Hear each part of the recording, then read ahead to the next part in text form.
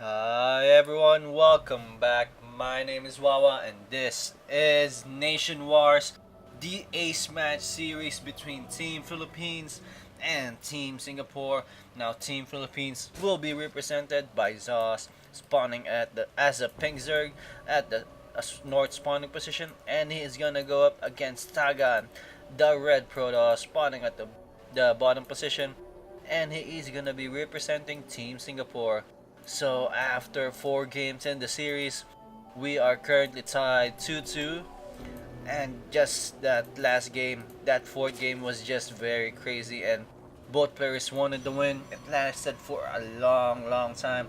It was at least a 30-minute game, and both players just wanted to win. But Zas just being good with his microwing of his banelings, and that he just destroyed all those hydralists. If you haven't seen it yet, go check it out. It's in my channel. So just drop by and just watch it. It's a pretty interesting match, I assure you. As we are seeing some basic stuff here right now from these two players. Now we are playing at Blistering Sands.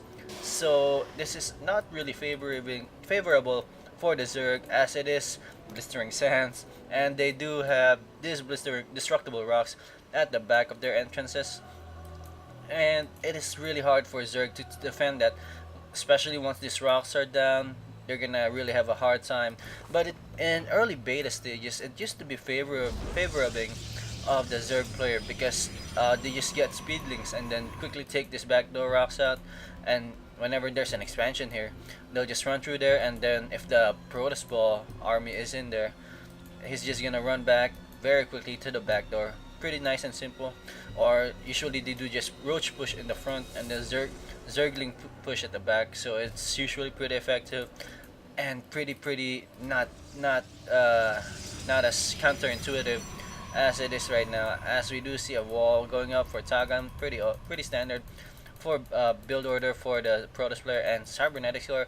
You see that every day, and right here he's just waiting if the expansion is gonna go down for Zhasz, which is not clearly gonna go down right now, as he is gonna go for that 15 pool and extractor.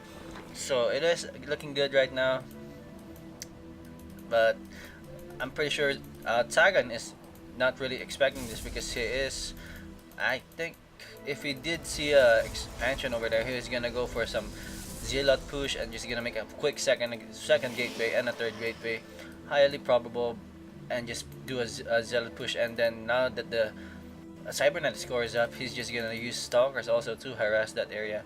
As we do see metabolic boost being kicked in, as it is a uh, standard skill that needed by the Zerg players right now, as it is the earliest possible unit that you can get those Zerglings, and that's the basic standard of your defense. Now we do see a probe over here. He might really go for the early expansion, but it's not quite early. It is actually standard, because the usual standard time of getting your second hatchery is 18 food count, which is he is gonna do. But we see a little bit of lagging again. So there is some problem with the stream, I guess. But the Meza did do a live stream of this matchup, and he did a pretty good job for him. So props to him, and hope he does improve more. As we do see the Stalker is gonna be able to take out this Overlord right here, but none of these 4 Zerglings have to say anything about it. And are we seeing a proxy pylon somewhere around here? Yes, we are gonna see a proxy pylon right here at the Silnaga Towers. So it is gonna be an early harassing here for this Protoss player. And is it gonna be possible for this Zerg player to defend that off? As we see only 4 Zerglings in the units right now, actually 8 right now, 8 Zerglings, and I don't think it is enough, because these just 2 units are just too powerful. They're really hard to kill actually. And one more zealot is gonna coming in, and this pylon here is gonna be pushing in through that front door. Good push by that Protoss player. But then again, Zerglings just gonna ramble through, finally getting a certain amount of Protoss players to just push them back. Good job by Zhasz, but more Zealots being warped in from the back of his base. There you go. Those warped in units are gonna take 2%, 50% more damage as they are being warped in, as they are gonna go down to those Zerglings, and this Stalker is just getting lost in in the fight over here, just coming back, running back, and just gonna try to save that pylon, but he is gonna definitely lose that, and that's for sure. And he might lose the stalker also. Oh, that's not good for him right now. So it is really not looking good, but actually he has 4 zealots right here in the front, so it's not really actually that bad.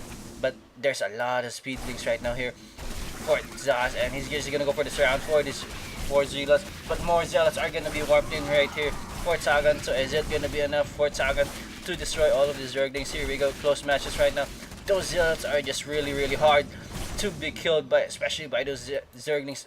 Even if they have a large amount of number, it's just very hard to surround it and to kill it. And poor macroing here for Zhasz. Those 3 drones aren't working one bit. Maybe he's just focusing too much on his microwing. But then again, he's gonna be able to take off this zealot right here. Is he gonna be able to take it down? It's a big deal if he did take it down. And is he able gonna take it down? Yes, he is gonna be able to take it down. Good job by Zhasz taking out that proxy pylon. So that's gonna cost Tagan some supply units, and he is gonna supply block right now, as he is gonna make another proxy pylon right here at the front of Zhasz's base. So he is gonna continue to push. He is very deep into this matchup right now, and is gonna commit to that early harassment. And is he gonna be able to continue that, as we do see more Zerglings coming out for Zhasz, and he is gonna be able to surround those zealots one more time, and Zerglings after Zerglings just popping out for Zhasz one more time. I don't think he's really making any more harvesters right now. 10 more Zerglings in production, 14 more Zerglings. So it is gonna be a really quick match right here, as we do see more zealots coming in for Tagan here, and he's gonna push back those Zerglings. But we do see a spine crawler here at the front of the base. So if that does go up, this push is gonna be not too very effective anymore, as we do see a lot more zealots gonna come in. But where are the stalkers? He needs at least 1 or 2 stalkers in there to just poke in to those Zerglings as they are being attacked. And that spine crawler just reaching up way far, and just gonna push those zealots back one by one, as more Zerglings are gonna be in production. And we don't see any more production from Tagan right now. Is he gonna be not even using any more units right now? Not even gonna go for an expansion, so it is not looking good right now for Tagan. But if he does succeed in making this push, he is gonna be victorious. This is an all-in push right here, and here we go, the final clash, maybe the final clash. And there you go, Zhasz gonna try and go for this round. If Tagan is not gonna be able to take it out, and he is gonna be able to take out all those Zerglings. Wow, good job by Tagan, and he is just gonna easily take out this expansion right there, and the spine crawler is gonna go down for sure. But then again, it is hard to kill off this spine crawler. He's having a really hard time killing off the spine crawler, but eventually it will go down, as only Zerglings are the only unit composition for Zhasz. This 4-gate push is really menacing right now. This is just too much for the Zerg player to handle, as we do see Zerg, the 4-gate pushes, 4-gate builds are really good, especially in late game matches. And another proxy pylon right here for Tagan to really just shove that push right up Zhasz's throat. And there we go, that hatchery, excuse me, is gonna go down. Broodling's gonna come out and gonna try to take out one of those zealots, but it is not gonna be possible. Too late for that. Good job. As we do see more and more Zerglings coming out here, popping out for Zhasz. And why is there an evil chamber there? I have no idea, but maybe he's just looking out for observers, but it's not anymore. Maybe he should have gone for did he go for some upgrades? Yes, he did go for some level 1 upgrades. Maybe a shield upgrade would have been much better in this situation like this, but then again, he's the one playing and he's the pro one, so I'm not sure.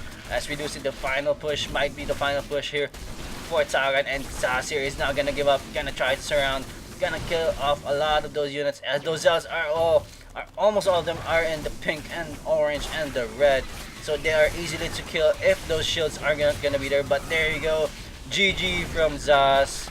Good job by Tagan right there, finishing off the game pretty early, just pushing the issue early and just fully committing to that 4-gate war push. I don't know what Zhasz could have done there. Maybe he could have made some banelings, or not really, because banelings aren't really powerful against those zealots and stalkers, as they do take 3 banelings to kill off 1 zealot. And there you go, game one is in the books in this 8 match series, and it is 1-2 in favor of Tagan. Game number two coming right up. It is a must win for Zhasz now.